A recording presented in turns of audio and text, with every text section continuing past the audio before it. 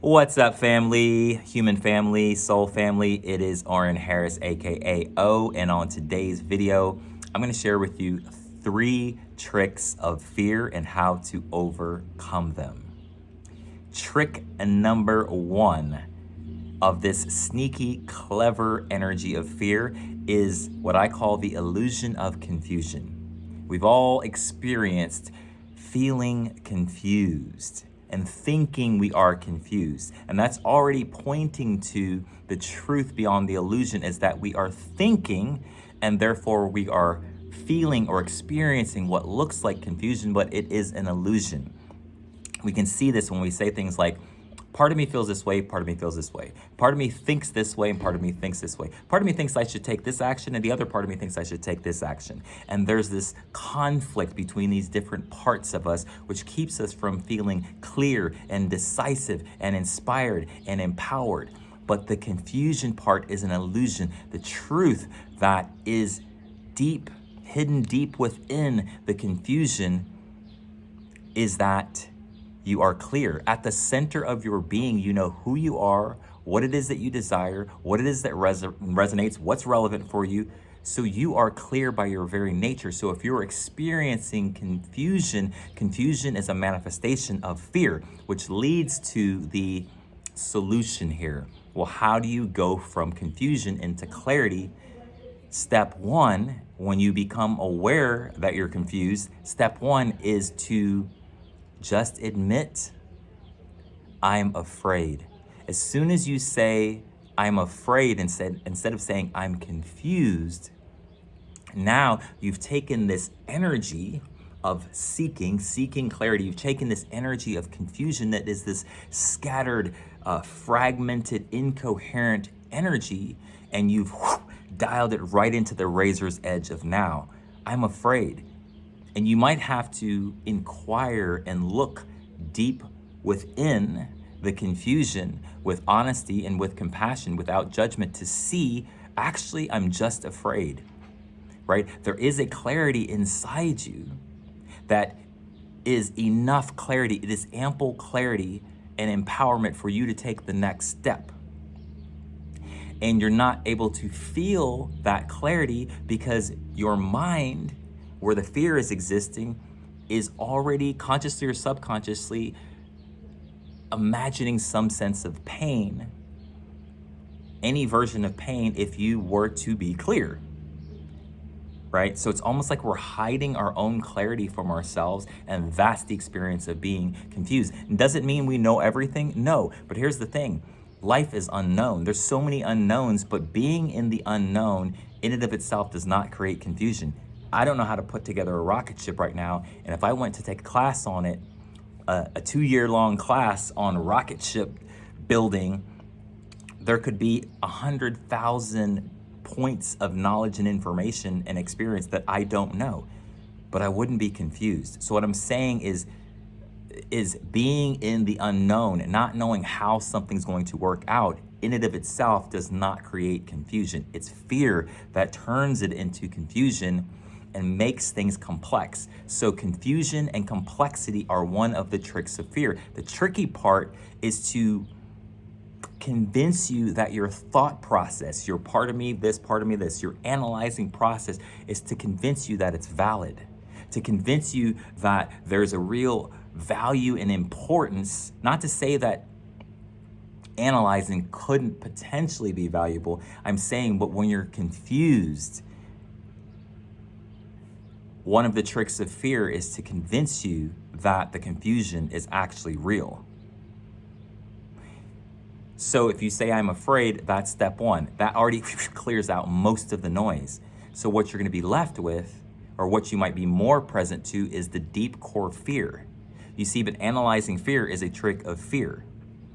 To try to analyze fear from fear to get clarity doesn't work. So what's the next step? The next step is, once you've admitted that you're afraid and you declutter your energy field, then you'll see, actually, what I am clear about is I do want to leave this job. Or what I am clear about is that I do passionately want to move towards this goal, vision, desire, or dream. What I am clear about, you'll see the clarity that exists. And as soon as you put your attention on that clarity instead of lying, taking the lie of fear that you don't have any clarity, then clarity begets clarity. You'll actually build on clarity because you'll be in the stream of clarity. And it's very much like that analogy of faith and just taking the next step, the next decision, which will lead you to more, the next decision in a practical sense, but it'll also lead you to more clarity, which is a state of being. And it's actually your natural state of being. And at the core, you do know. Your higher self, your true self does know the best decision. So even if it's unfolding in your awareness through time, it's there. So don't believe that it's not there. Letting go of needing to know how something's going to work out is an example of this. How it's going to work out, if it's going to work out, if you were to follow this clarity, the clarity of your inspiration, the clarity of your deepest inner truth. All right, illusion number 2, or trick number 2 of fear, is waiting. Waiting. What does waiting mean? It doesn't mean that you're going to do everything and that you should do everything at once, but waiting means, in the way that I mean it, is that there is a clarity and a motion in you. There is a flow of energy that is wanting to be, that is ready and ripe to be expressed through your words, through your actions, and you're waiting on it for some seemingly justifiable reason. The air quotes, the seemingly justifiable, would be the tricky shenanigans of fear, going, oh no, I need more healing, I need more time, I need more confidence, I need more energy, I need more creativity, I need more support, I need more something in order to decide, in order to act, in order to move in the direction of my deepest inner truth, of that energy of inspiration, however that's occurring for you. You see, because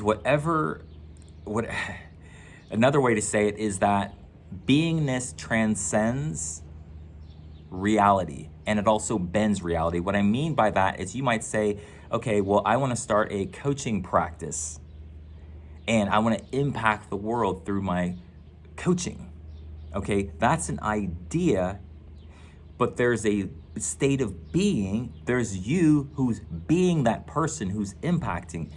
And that beingness is not bound by the idea. And so if you convince yourself, which is part of the trick of fear, which may be happening subconsciously, that you cannot be who you desire to be now in terms of that leader, in terms of being in service and letting the flow of this service that you're imagining in the form of coaching to choose to be that now, then it's a lie. You control your state of being, independent of situations, circumstances, resources, and independent of your own thoughts and feelings even. You'd be like, oh, well, I'm not in the mood. That implies that you need to be in the mood to be who you want to be. And even that's not true.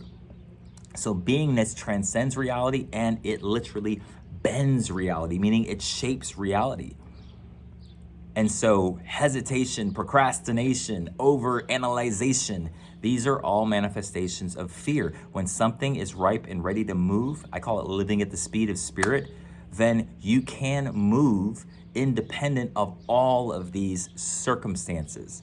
So that's another trick of fear, convincing you. It's the convincing part, like, oh no, you need more information, you need more healing, you need more confidence, you need more, and all of those things can be valuable and useful, and maybe you do need some of those things to move, but the real discernment is that discernment coming from spirit, from intuition, from your heart's intelligence saying, oh, take some more classes? Or is it the trick of fear saying, well, you're not quite ready because you don't feel ready, or I need more confidence, or I need the money? That's one of the biggest ones right there, that you need the money to actually act in the stream of your clarity and your inspiration and your passion and your beingness, is never the truth.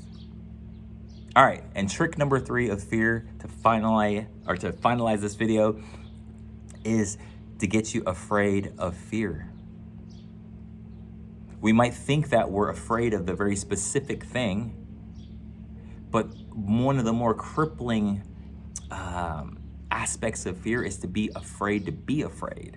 To be afraid of fear itself is one of the tricks.